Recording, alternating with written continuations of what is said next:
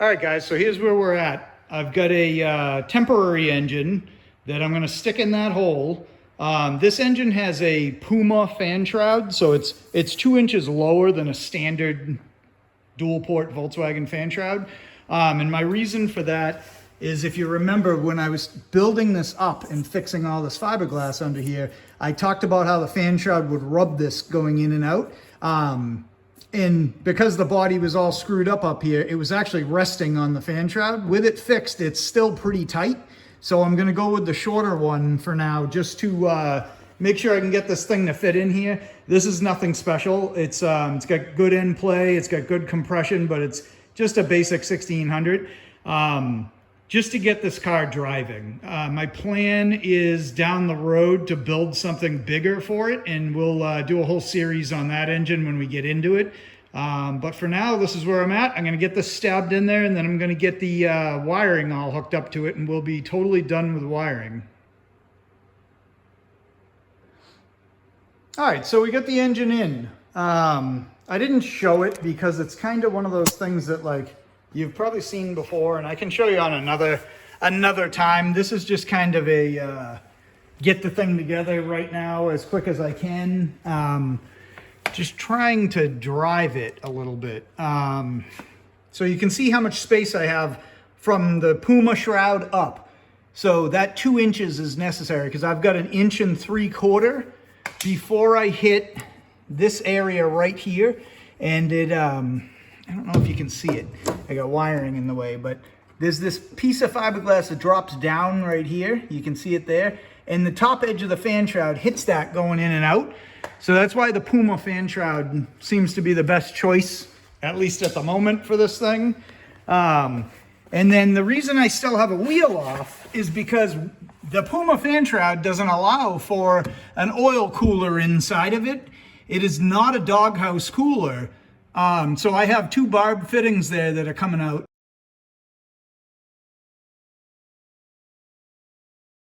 And I need to run lines from there to, I'm gonna mount an oil cooler up underneath here somewhere. I've done it in my, my 66 Beetle has one up in the same place. So I bought the same cooler, and I'm hoping I can just kind of replicate what I did on that. And when those parts come in, hopefully tomorrow, I will get back on this and I will show you what I got to do to put that oil cooler in. In the meantime, I'm going to start wiring up. I've got this big pile of wires here that all have to basically run to this engine, with the exception of a couple that are for gauges that I don't have sending units on the engine. I don't have the gauge in the dashboard yet. So those will get rolled up and put out of the way. Basically, we're just trying to get this thing so that I can move it around under its own power. I can check the gas tank, make sure there's no leaks anywhere. And then I do have a big job of building seat brackets, because right now there is nothing in these floors. And you guys probably, as I built these floors, you probably thought, hey, you know, how are you going to mount a seat in there? And I've got a plan in my head that hopefully will work out. And that'll be a whole different thing, whole different topic. So, but I just wanted to bring you back and kind of show you the engine's in. We'll button up this last little bit of wiring, and that'll be it for electrical. All right, so our next step here is I got to get this external oil cooler mounted. So here's the cooler I'm using. It's just a six row. It's about, I think it's 12.5 inches long. I'll put the link to it in the video. It's the fittings here, they're just push-on fittings, and they are 1/2 inch, and that's the key on oil cooler. You can find a lot of these that are actually transmission coolers, and they'll have smaller ends on them. So let me get that out of there. So what I'm doing, and I've done this in other cars I own, is this is the back of the floor pan on the driver's side. You can see here's the torsion tube, suspension, everything. I have made up this aluminum bracket.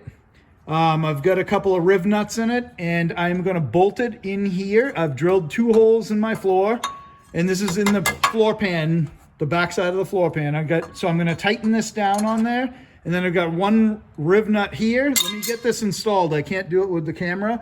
I'll get it installed, and I'll bring you back when it's hanging on here, and it'll make more sense. Okay, got that bracket in place. And then what I did for a support here, you can see I got a riv nut here, and I've taken a piece of 1-inch aluminum, cut it down, and just bent up either side of it. And my reasoning for that is this oil cooler is gonna mount right up under here, and I'm gonna go through this loop in the cooler and thread this in.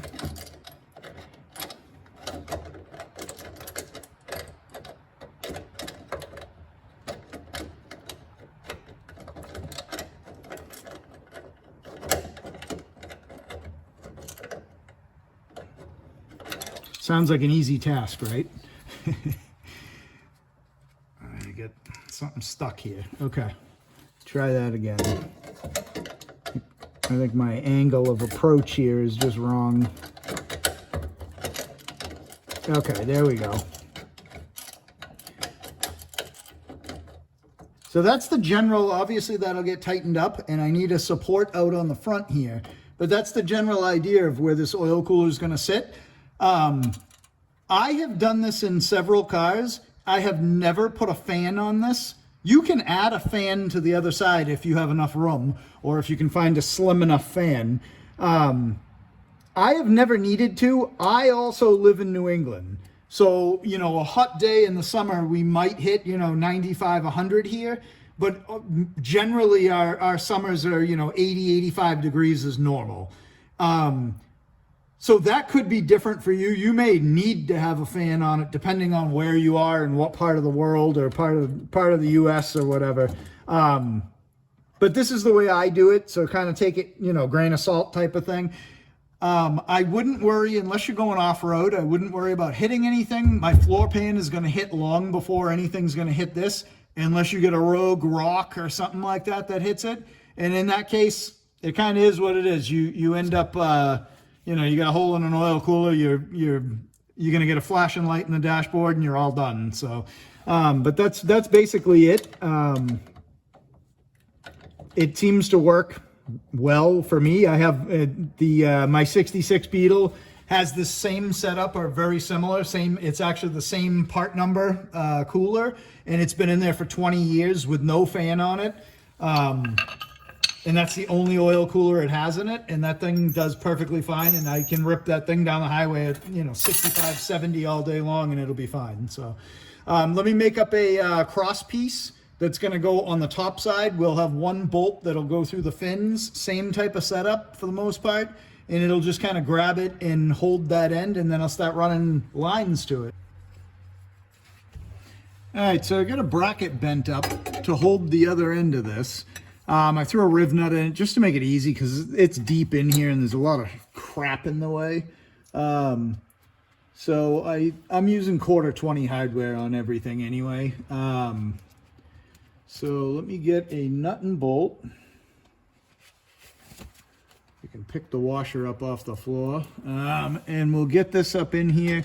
And I just drilled a hole in, it's kind of hard to see because there's rags in the way, but the gusset that goes from the frame horn to the torsion tube, I drilled a hole in that, and now we've got this going across. The bracket has a slight twist in it so that it can catch this angled cooler. And let me sit up to a position where I can see a little better. We'll get this thing straight, and I'll tighten it up.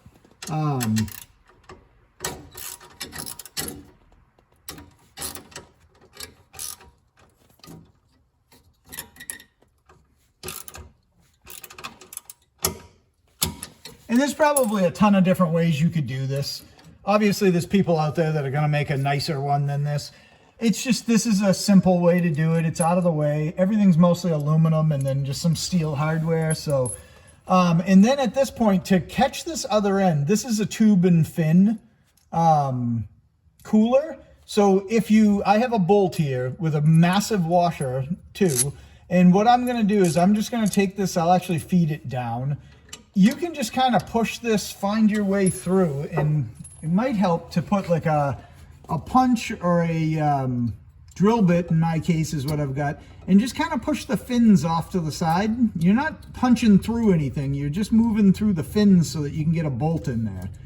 And I'm just kind of like bending the fins out of the way here so that I can get that through. It's not going to affect anything cooling wise or anything like that. It's one little tiny area, not a huge deal. And let me just get this down through here. There we go. All right. I'm going to go get a smaller bolt. That thing's huge. Probably another 1/4 inch shorter than that. I'll be right back. All right, I'm back with my shorter bolt. And I'm just gonna take this thing, let me feed it down through. And what's gonna happen here is I've got a large washer that I'm gonna put on this side, and then I've got a lock nut.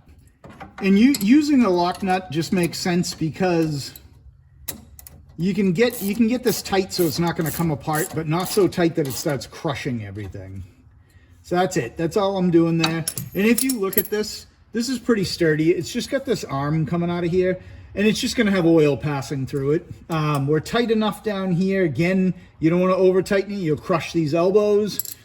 And that's pretty much it. My next step here is to run hoses to this. All right, getting a little crowded back here, but hopefully you can see some of this. I've got my 2 oil cooler hoses running up here. I'm gonna throw a zip tie on them just to hold them together so that they stay as kind of one unit. Nothing moves here, so like the suspension and everything shouldn't be any kind of a problem with all this. This is touching the shock tower here, but this is just the outer sleeve, so really there's no movement there either. It's something you just kind of pay attention to. These hoses are pretty fat. They're 3/4 inch on the outside. So there's a lot to them. I can't imagine it rubbing through, especially the amount of use this car is probably going to see. But it's one of those things you want to pay attention to. If you have the ability or a location to be able to tie these up out of the way, which I could do that. I could put them through this floor and attach it up there. I don't feel it's necessary. It's totally fine the way it is. This is a fuel line. I need to also attach this up here, but I'm going to put a fuel filter in line here and then attach the fuel filter up to these hoses, and it'll keep everything out of the way of the axle. And you can see here's my oil cooler, or maybe you can see it down in there. Get a light. Oil cooler's down in there. Hoses go up. Up in there you can see the fitting on the back of the oil cooler housing adapter. So it comes out with 2 barb fittings, and that's it. That's pretty much the whole thing there. I'm gonna get this fuel line, get a filter in it, and get that tied up into here, and then all of this stuff will be out of the way. And at that point, I can move back to the engine and start getting. I have one more exhaust pipe to put on here, but we're in pretty good shape to keep moving with this thing. All right, guys. So what I ended up doing is this here is the exhaust pipe. I've got this side header on, and you can see it's relatively close to things. It comes out pretty far. So what I ended up doing here is I've got right up in here, you can see I've got a clamp on here. I've got my fuel filter all buttoned up and stuck up in here. And the clamp is actually pulling this away to the point that it's not even hitting the shock body anymore. I can get my hand right through here. So it's actually much better than just kind of leaving it loose like I had it and like I had intended to leave it. But this just kind of puts it up out of the way, and you know, now I really won't have to worry about it. But anyway, that's the end of this oil cooler installation. Hopefully this was somewhat helpful to you. I appreciate you guys watching and keeping up on this project. A lot of great positive comments, a lot of random questions on Volkswagen stuff I've been trying to answer for people the best I can with the knowledge I have. But anyway, I appreciate everybody subscribing, liking, commenting. It's awesome. Thank you for the help.